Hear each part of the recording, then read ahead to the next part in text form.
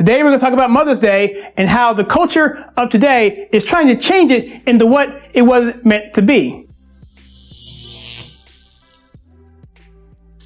So Mother's Day, what is it? We do know that there are Mother's Day traditions that have been out way going back to the ancient Greeks. And we also know that there's a tradition in Lent on the fourth Sunday to go back to your mother church. But we're talking about here in America. What happened here in America where we celebrate Mother's Day every second Sunday in May? Here's what might be surprising to some of you. Mother's Day is a tradition that's deeply rooted in the Christian faith. And it started with a person by the name of Anna Marie Jarvis, who was a devout Christian, whose mother was a Sunday school teacher, and prior to that, she helped the wounded in the Civil War. She heard her mother, at 12 years old, say a prayer in the Sunday school classroom.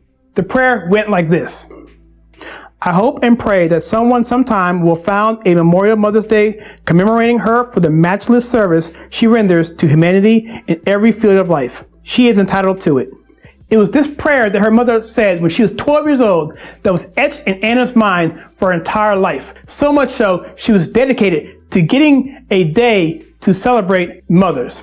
In May of 1905, Anna's mother passed away. So in 1907, 2 years later, Anna Marie Jarvis had a celebration at her church commemorating her mother's accomplishments. 1 year later, in 1908, Anna Marie Jarvis sends 500 carnations, which happened to be her mother's favorite flower, to her mother's home church in West Virginia. A little bit after that, in an effort to expand this whole movement, she joins with a person by the name of John Wanamaker in 1908. They join a special committee that honors mothers, hopefully to get this movement to spread. So you remember West Virginia, that state where Anna Marie sent 500 carnations, which happened to be her mother's home church and her mother's favorite flower?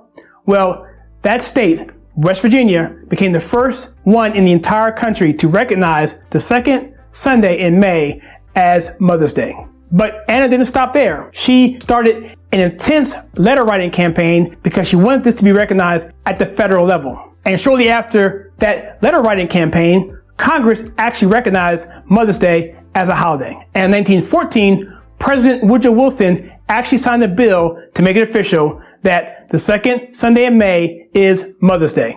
So what Anna's intention for Mother's Day was that families would spend that time in church. They would honor their mothers if they were alive wearing a pink carnation or a red carnation. If the mother was passed away, then they would have a white carnation. And they would write letters, handwritten mind you, to mothers appreciating their love for them and to honor them. So as you can imagine, Mother's Day took off and flower sales went through the roof.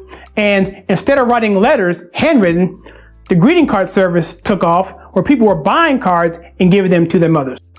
Well, Anna Marie did not like this. In fact, she hated it. She detested it and actually was on an effort to actually get rid of the holiday because she thought it was too over-commercialized. In fact, in 1930, she was even arrested trying to stop the sale of carnations. So Anna Marie spent the rest of her life and her money to get this holiday stopped because she just felt it was not in the right motive of what she had intended it to be. However, she died in 1948, but only 20 years later, a person by the name of Coretta Scott King had a women's march on Mother's Day. She called it the Mother's Day March to honor underprivileged mothers and children. Coretta Scott King was a devout Christian. She was a choir director, and she was married to the Reverend Martin Luther King Jr.